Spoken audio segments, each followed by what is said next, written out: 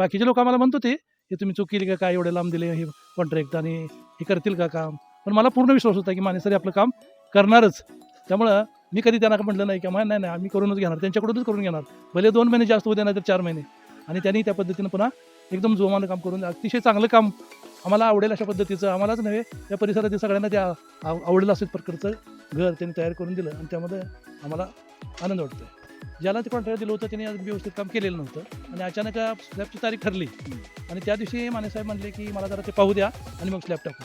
सगळी मंडळी इथं आलेली होती, स्लॅबची सगळी तयारी झाली होती. पण आल्यानंतर ते मानेसाहेबाला काय आवडलं नाही.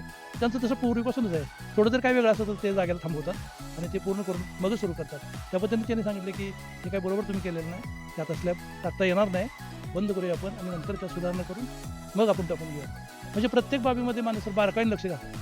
परवा आले होते, संपूर्ण ठिकाणी पाहून एवढा जरी अगदी तुळासारखा जर जागा खराब दिसला तर लगेच ती फोटो काढून जाणार, सांगणार या मिस्त्रीकडून हे झालेलं आहे किंवा या प्लंबरकडून हे काम चुकलेलं आहे किंवा या फरशीवाल्याकडून हे काम चुकलेलं. प्रत्येकाचं बारकाईने लक्ष देतात आणि त्यामुळे खरंच चांगली वस्तू तयार होते.